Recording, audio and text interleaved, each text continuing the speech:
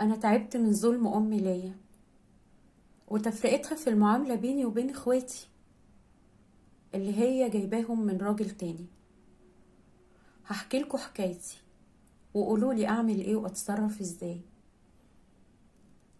أنا عندي 21 سنة، اتولدت لقيت أبويا وأمي منفصلين عن بعض، ومن يومها وأنا بدفع تمن جوازهم وبدفع تمن طلاقهم وكرههم لبعض.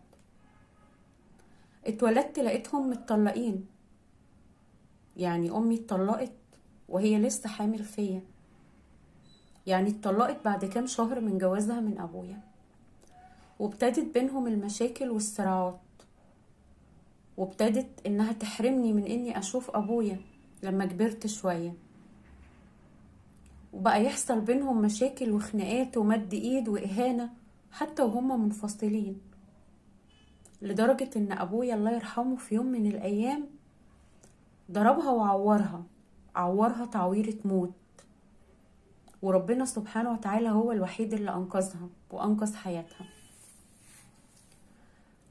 وقبل ما أكمل 7 سنين كانت أمي متجوزة، وأول حاجة عملتها إنها ضحت بيا وعيشتني مع جدتي اللي هي أمها في بيت العيلة اللي متجوزين فيه خلاني كلهم، وفي المقابل كان جوزها معاه بنته وعايشة معاهم، مرضيش يفرط في بنته، لكن أمي فرطت فيا وسابتني أعيش عند ستي وأنا طفلة ما كملتش 7 سنين، ما لحقتش تشبع من حضن أمها واتحرمت من حضن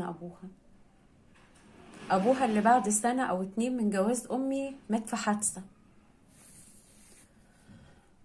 مات قبل ما أشبع منه، مات قبل ما أعرف يعني إيه حنية أب، لأنها بمنتهى البساطة كانت حرماني منه، حرماني حتى أروح أشوفه عند جدتي أمه اللي كانت ساكنة بعدينا بكام شارع. اتنزلت عني أمي عشان تعيش حياتها، ولما طلبت إن أرجع رفضت وجوزها رفض.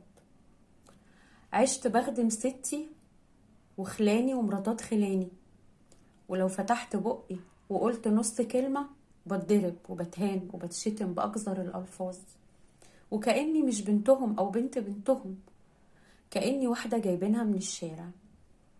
وعدت الأيام والشهور والسنين، وحبيت إني أرجع أعيش مع أمي، ورجعت وافقت إني أرجع، ويدوب ما كملتش كام شهر وعرفت إن أمي حامل، وجوزها رجع تاني رفض وجودي معاهم في البيت، وقالت لي كده بنفس النص: معلش ارجعي عيشي عند ستك، عشان أنا مش عايزة أخوكي أو أختك اللي هيتولد يشوف نفس مصيرك.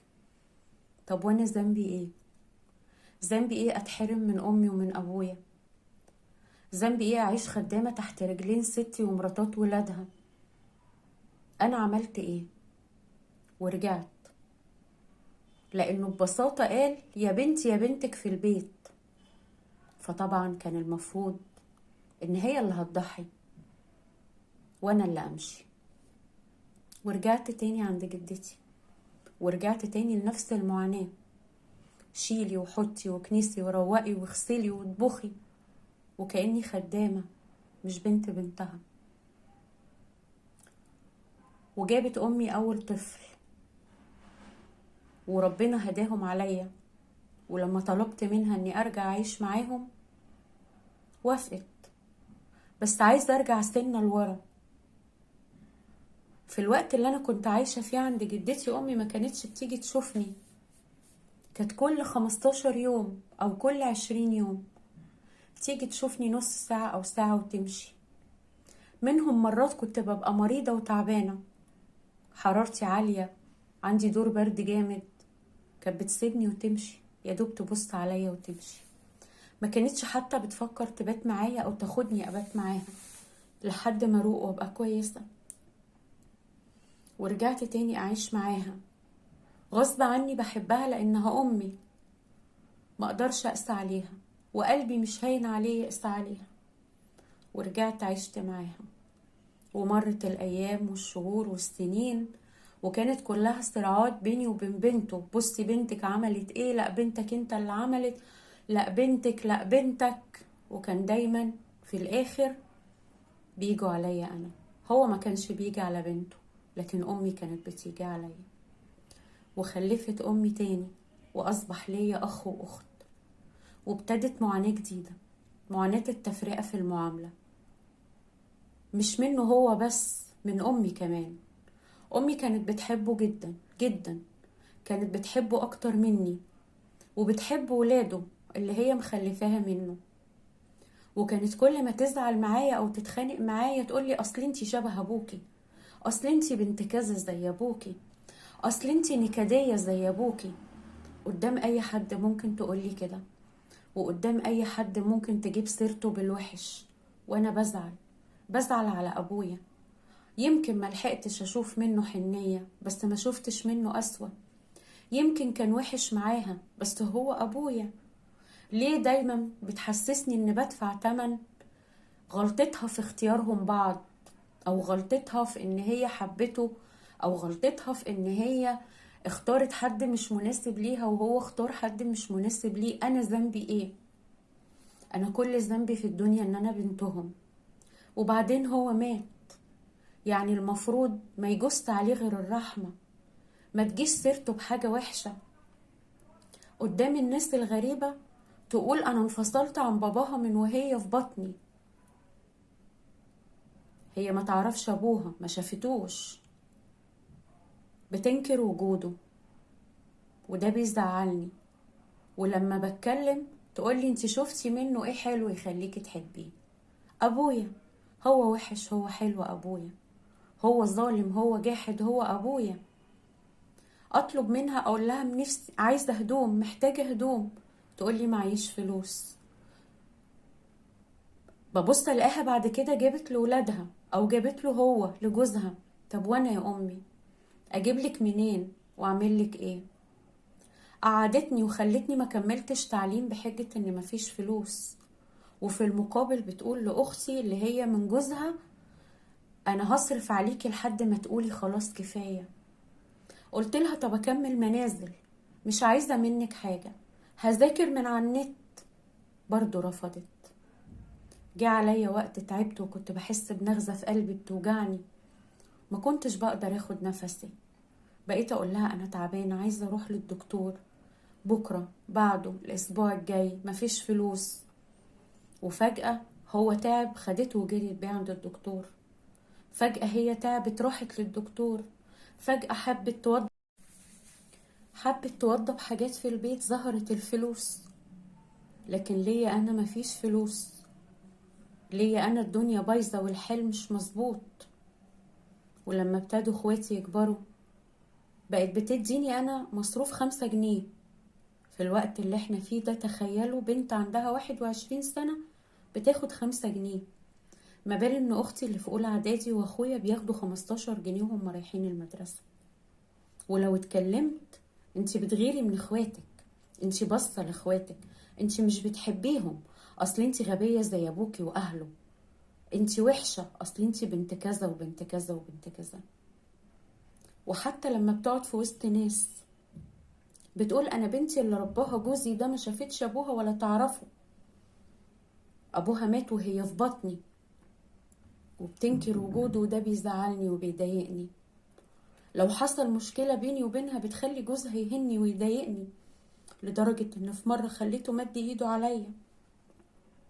وكل ما تزعل مني او يحصل اي حاجة تقولي انا هجيبلك خلانك هم يكسروكي ويكسروا عظمك ويتصرفوا معاكي. ويجي خالي او 2 منهم وربوها وعلموها الادب، كسروها واحنا نيجي نجبسها. ويرد جوزها يقول لهم المرة الجاية هسيبوا تلاقوها في المستشفى، انا مش هسكت لها تاني.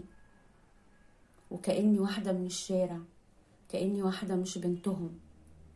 لو زعلت مع حد من اخواتي زي اي حد، زي اي اخوات، يقولي لو سمعتك بتكلمي حد من عيالي كده تاني مش هيحصل. طيب، وبتسمع وبتسكت. لو اختي الصغيرة غلطت فيا ما بتتكلمش، لكن لو انا ضايقت اختي بكلمة بتتكلم وبتشوف وبتسمع. لكن لحد اهانتي انا لا بتشوف ولا بتسمع. حاولت اقسي قلبي عليها كتير ما قدرتش. لما بلقاها تعبانة قلبي بيوجعني عليها، لما هو بيزعلها بزعل عشانها، لكن في المقابل انا ما بشوفش منها حنية. مفيش غير الاهانة والاهمال والتفرقة في المعاملة والجفا في كل حاجة. عمرها ما خدتني في حضنها وطبطبت عليا وقالت لي مالك. عمرها ما خدتني في حضنها وقالت لي تعالي قولي لي يومك عدى ازاي. عمرها ما قالت لي نفسك في ايه. عمرها لما بحتاج هدوم تقول لي حاضر هجيبلك. لما بحتاج اجيب حاجة تقول لي حاضر. دايما مفيش مفيش مفيش. ولو جوزها او عيالها احتاجوا حاجة ما بتتأخرش. لما اقول لها عايزة اروح عند واحدة من صاحبتي تقول لي انا ما عنديش الكلام ده. طب عايزة انزل اتمشى مع اصحابي، انت عايزة تدوري على حل شعرك؟ يا ماما انا مخنوقة ونفسي اخرج. ما عنديش الكلام ده ومفيش خروج. ما بال اختي الصغيرة لو حبت تنزل مع اصحابها بتنزل. طب بالله عليكم قولولي، غصب عني لازم هفرق ولا لا؟ غصب عني لازم هقارن ولا لا؟ حبيت اكمل تعليمي مرضيتش، مع ان هي اللي قعدتني وانا كنت جايبة مجموع حلو جدا في اعدادي. قلت لها طب اكمل منازل وهذاكر من على النت، برضو مرضيتش. لكن مع اختي بسمعها كده بالنص تقول لها انا معاكي لحد ما تقولي كفاية تعليم. الشهادة اللي انت عايزاها خليكي تاخديها. قلبي بيتوجع وبزعل وبيصعب عليا نفسي، وما حلتيش غير البكا، لاني لو اتكلمت بتهان، ويا بنت كذا ويا بنت كذا ويا بنت كذا، وانتي غيرانة وانتي وانتي وانتي. انا تعبت ومش عارفة اعمل ايه. بالله عليكم قولولي اعمل ايه. انا تعبت ومش قادرة اقسى عليها لانها امي. دي كانت حكايتنا النهاردة. نصيحتي لكل ام، ما ينفعش تقسي على بنتك حتى لو ما عندكيش ولاد من راجل تاني. زي ما في بر اباء في بر ابناء. بر ولادكم عشان ما يطلعوش قاسيين عليكم. بروا اولادكم عشان يبروكم. ما هو البر مش للاباء فقط لا غير. ما ينفعش نبقى قاسيين عليهم ونطلب منهم يبقوا حنينين علينا. ما ينفعش نبقى قاسيين عليهم ونطلب منهم يبرونا. ولادنا ما بيتعوضوش. ولادنا هم اكبر نعمة ربنا اداها لنا، ولو فرطنا فيها مش هنعرف نعوضها. بنتك اللي بتقسي عليها عشان جوزك بكرة تندمي، لان جوزك يتعوض لكن بنتك ما تتعوضش. ما تحسسهاش باليتم من الام كمان وانت عايشة. بنتك يوم ما تكبر وتقف على رجلها وتطلع من البيت وتتجوز مش هتعرف لك سكة لو فضلتي كده معاها. حنوا على ولادكم زي ما انتوا عايزينهم يحنوا عليكم. الولاد ما بيتعوضوش لانهم اغلى حاجة ربنا اداها لنا واكبر هدية ربنا اداها لنا. ودي كانت حكايتنا النهاردة. استنوني في فيديو جديد وحكاية جديدة في حكاوينا مع تومة.